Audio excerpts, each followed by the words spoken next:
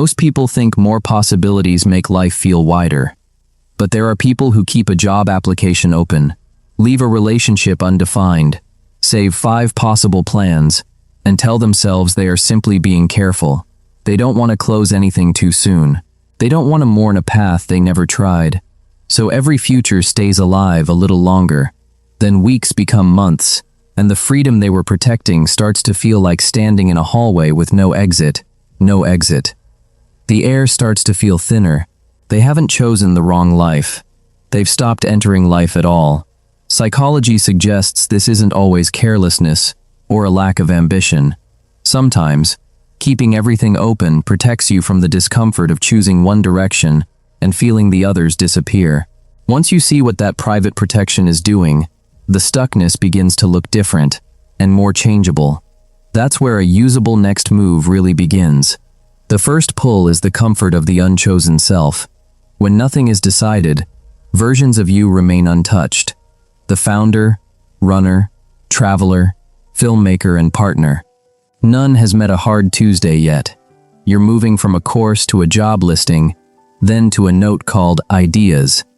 Each tab lets you feel close to a future without asking anything from you tonight. A small rush. It feels safe. Psychologists describe a tension between who you are now and who you hope to become. Leaving every possibility open can soften that tension because no imagined self has been tested by effort, limits, rejection, or ordinary feedback. Still untouched. Imagine telling a friend you may start running soon, then buying new shoes instead. Hope stays clean. This isn't laziness, it's protection. An unopened map never shows the wrong turn. Try one small experiment this week. Choosing an action for one future doesn't erase the others. It gives one of them evidence. But the next part shows why this moment can carry so much private emotion. Every commitment can feel like a goodbye. You aren't only weighing what you gain. Your mind builds a picture of the life you'd lose. The city you won't move to. The project you won't pursue. The person you may never fully know. You're about to accept one offer, and your thumb hovers above the reply. Your stomach tightens, not because the offer is terrible, but because another version of you is suddenly standing behind it. It feels strangely huge. This is close to what decision researchers call anticipated regret. The regret you expect to feel later if it turns out badly. Imagine someone ending an undefined relationship, then staring at an old photo and wondering whether patience might have changed everything. The question keeps them there, not love alone. Sometimes indecision is grief, wearing a planner's clothes. Name the loss clearly. I'm afraid I'll miss the space of that other life. A named fear can be examined. A fog can't.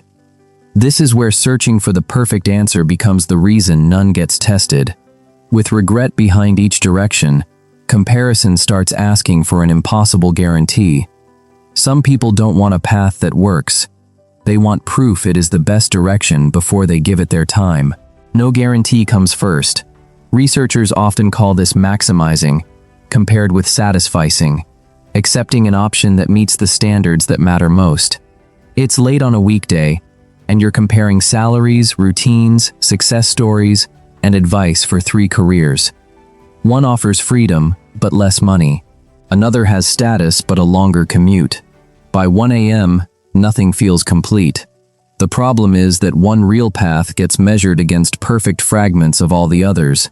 Imagine choosing a camera for a creative project, then watching reviews until the excitement drains from the idea itself. More research, less movement. No life comes with that guarantee. Perfection quietly keeps moving the finish line. Again, before comparing, choose 2 or 3 conditions that truly matter to you. Let good enough to begin become the standard, not impossible to question. But it gets heavier when comparison looks responsible. It can seem wise. Indecision can wear the clothes of careful planning. You tell yourself you're gathering context, waiting for better timing, considering every angle. From the outside, it can even look disciplined. Inside, your confidence is slowly being spent. It's Sunday afternoon. You reorganize career tabs, revise your plan again, and make another list of possibilities, giving every imagined future another hour because you don't want to dismiss one too early. Still nothing moves. By night, you feel tired in the way real work makes you tired. Choice overload doesn't freeze everyone, but more alternatives mixed with uncertainty can make deferring easier for some people. Imagine a friend asking what you want, and you answer, "I'm still figuring it out," for the fourth year. The sentence begins to feel like furniture.